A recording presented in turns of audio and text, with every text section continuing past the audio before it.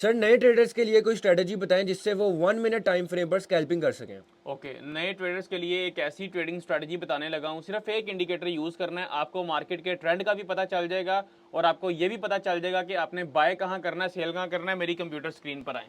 1 our का time frame right side पर और लेफ्ट साइड पर मेरे पास 1 मिनट का टाइम फ्रेम है।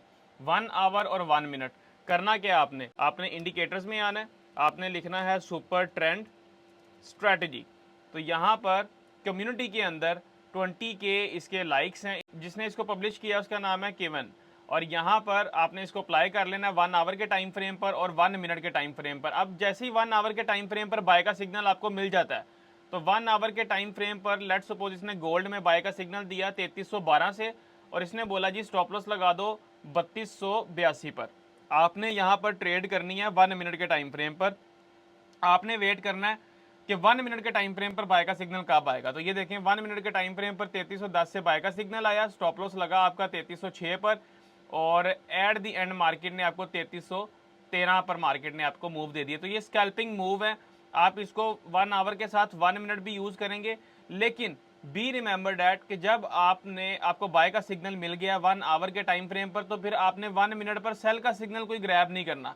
सारे बाय के सिग्नल्स ही आपने ग्रैब करने हैं। देखें क्या मैसिव आपको मूव यहाँ पर देखने को मिलता है हर बाय के सिग्नल के ऊपर।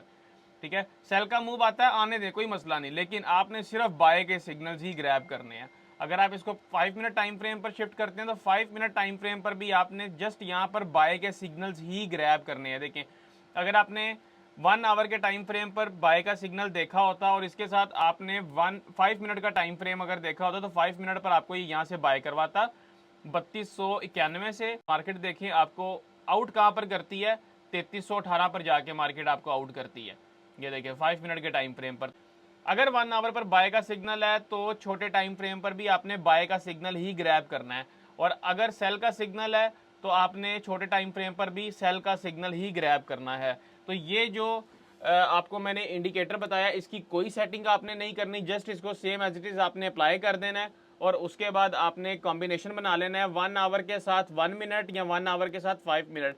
पहले इसको डेमो अकाउंट या सेंट अकाउंट पर टेस्ट करें, आपको इसकी एक्यूरेसी समझ आ जाएगी, आपको पता चल जाएगा कि कैसे आपने इसमें ट्रेड एग्जीक्यूट करना है। और इसी के साथ साथ अगर आप बिगनर हैं, basic to advance complete forex trading सीखना चाहते हैं, तो टिकटॉक की बायो में व्हाट्सएप मौजूद है, यूट्यूब फेसबुक पर वीडियो वॉच कर रहे हैं, डिस्क्रिप्शन में आपको व्हाट्सएप मिल जाएगा। मुझे व्हाट्सएप पर मैसेज करें, मेरी द क्रिएटिव ट्रेडर्स की सपोर्ट टीम आपको प्रॉपर वे में गाइडलाइन प्रोवाइड करेगी और आपको वो रोड मैप देगी जिससे आप basic to advance complete forex trading सीख सकते हैं और एक प्रोफेशनल ट्रेडर बन सकते हैं। शुक्रिया।